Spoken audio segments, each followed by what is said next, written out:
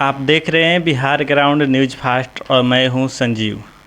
हम बात करेंगे शिवगढ़ लोकसभा सीट से, जहां जेडीयू के उम्मीदवार जो किसी परिचय की मुहताज नहीं, लवली आनंद, जो शिवगढ़ से चेतन आनंद उनके पुत्र जो है वर्तमान में विधायक है, और वही बाहुबली नेता कहे जाने वाले आनंद मोहन उनके पति है।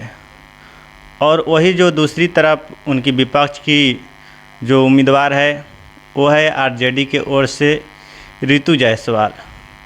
रितु जायसवाल एक ऐसी शख्स थी जो उन्हें उपराष्ट्रपति के द्वारा उन्हें सम्मानित किया गया, और उनका पति आईएएस अरुण कुमार जो पूर्व आईएएस है। इसी विषय पे हम विस्तार से चर्चा करने वाले हैं, और अभी हमारे साथ जुड़ चुके हैं रंजन जी।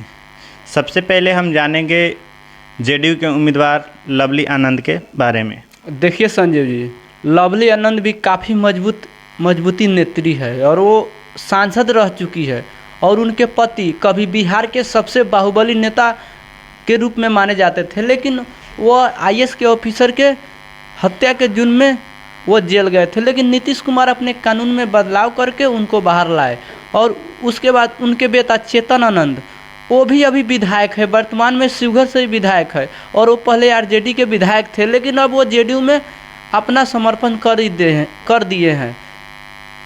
रितु जायसवाल जो आरजेडी के उम्मीदवार है और काफ़ी वहाँ पे सियासी गर्म है, और एक तरफ कहा जाए तो एनडीए गठबंधन और एक तरफ कहा जाए तो इंडिया गठबंधन, जो कि इंडिया गठबंधन की ओर से रितु जायसवाल है, उनके बारे में क्या कहना चाहते हैं? देखिए, रितु जायसवाल जिन पे तेजस्वी यादव ने लगातार भरोसा जताते आ रहे हैं, इससे पहले उनको 2020 विधानसभा में भी उनको उम्मीदवार बनाया गया था, लेकिन वो बहुत कम मार्जिन से उनको हार का सामना करना पड़ा। फिर भी उनको 2024 लोकसभा सीट से शिवगढ़ से उम्मीदवार बनाया गया है। वो अपने कामों से सबको प्रभावित कर दिए। जिस तरह वो मुखिया रहते हुए वहाँ की विकास इस कदर किए कि वहाँ की लोगों के लिए वो काफ़ी अच्छे थे। इसको देखते हुए उपराष्ट्रपति द्वारा तक उनको सम्मानित किया गया, साथ ही उस क्षेत्र का काफ़ी विकास किए, इसीलिए वो काफ़ी मजबूत है। साथ ही उनका पति एक आईएएस ऑफिसर है, वो भी काफ़ी अच्छे आईएएस ऑफिसर, और साथ ही वो टीचर का भी काम करते हैं, और काफ़ी अच्छे तरीक़ा से रितु जायसवाल लड़ रही है। शिवगढ़ लोकसभा क्षेत्र में जो माहौल है वो काफ़ी वो जाति के लेकर है। जो जातीय समीकरण है वो शिवगढ़ से क्या है? देखिए, जातीय समीकरण सबसे ज़्यादा वहाँ वैश्य समाज की जाति है, और वैश्य समाज के ही पकड़ वहाँ लगातार 3 चुनावों से थे, जो रामा देवी लगातार सांसद बनती आ रही थी, लेकिन बीजेपी ने उनका टिकट काटकर जेडीयू को दिया, और इसके बाद जेडीयू को जब दिया वहाँ तो वो सबसे ज़्यादा वैश्य समाज है। साथ ही वहाँ पे अनुसूचित जनजाति 20%, मुस्लिम समाज आपका है 18%, साथ ही पिछड़ा वर्ग भी 20% है, और स्वर्णों की बात करें तो सबसे कम 18% है। इसलिए वहाँ से जातीय अगर समीकरण की बात कीजिए तो वहाँ से रितु जायसवाल की जाति की पकड़ है, लेकिन आनंद मोहन भी जातीय समीकरण से ऊपर उठ के भी उनके भी वोट करेंगे। इसलिए आप जातीय समीकरण से उनको आप नहीं कह सकते हैं कि उनके फेवर में नहीं है। आनंद मोहन जो काफ़ी बाहुबल नेता है, साथ ही नीतीश कुमार उनके साथ है, और नरेंद्र मोदी जैसे लोग भी उनके साथ है, इसलिए जातीय समीकरण से अलग चुनाव का रिजल्ट आएगा, और रितु जायसवाल इसमें काफ़ी बाजी मार रहे हैं।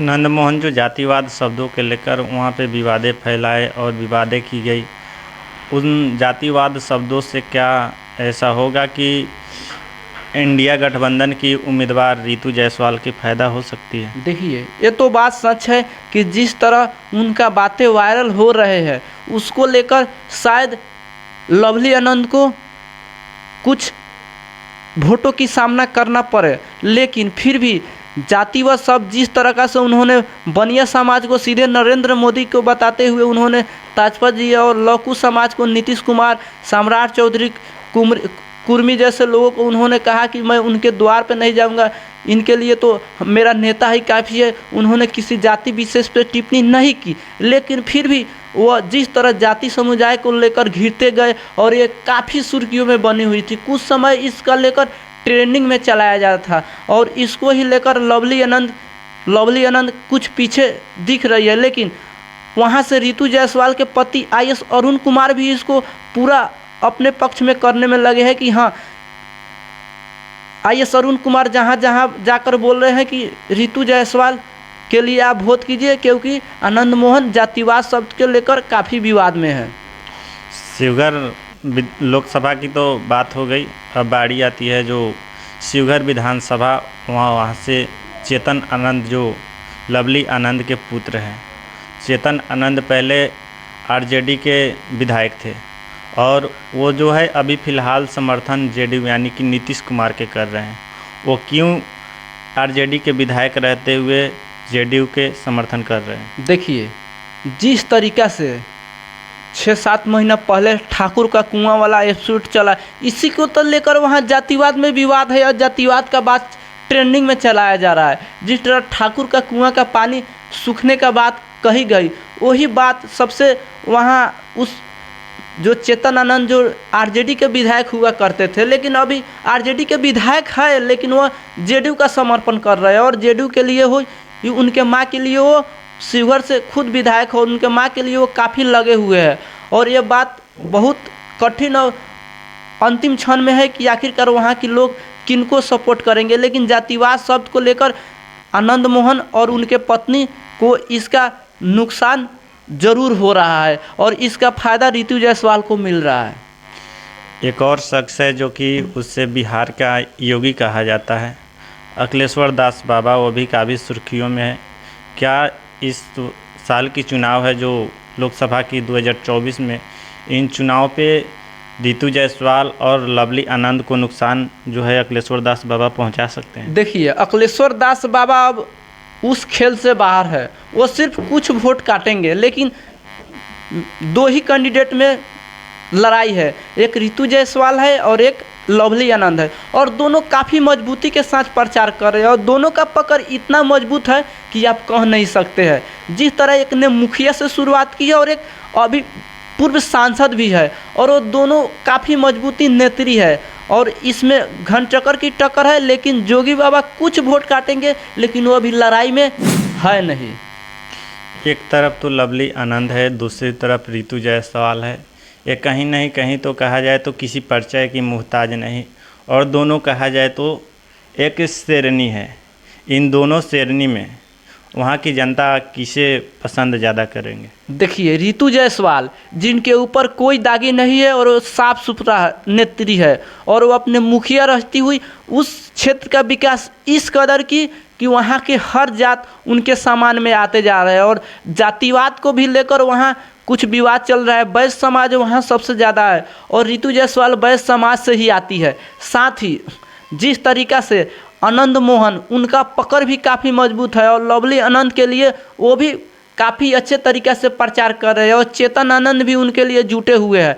लेकिन ये काफ़ी घनचक्कर की लड़ाई हो गई है और जाति में फंस के ये लड़ाई हो रही है। लेकिन फिर इसमें हो सकता है कि जातिवाद को टिप्पणी कर लेकर और वहाँ के विधायक भी अब खुलकर लवली आनंद के विरुद्ध में आ रही है। जिस तरीक़ा से एनडीए के बैठक में वो सब एक बार नोकझोंक हो गई, वहाँ के विधायक स्वयं एक एनडीए की बैठक चल रही थी कि अपने पार्टी को जिताना है, हर हाल में जिताना है, लेकिन पवन जायसवाल जो बीजेपी के विधायक है और बीजेपी गठबंधन में है जेडीयू के साथ, वो आनंद मोहन के साथ कुछ नोकझोंक हो गई और वो भी बाहर चले गए। इस सब के विवाद के बीच रितु जायसवाल काफ़ी नरमी भरी नेता और काफ़ी अच्छे हैं और उनके पति आईएएस अरुण कुमार भी काफ़ी सहूलियत के लग रहे हैं, इसलिए रितु जायसवाल हो सकता है इसमें आगे निकल जाए।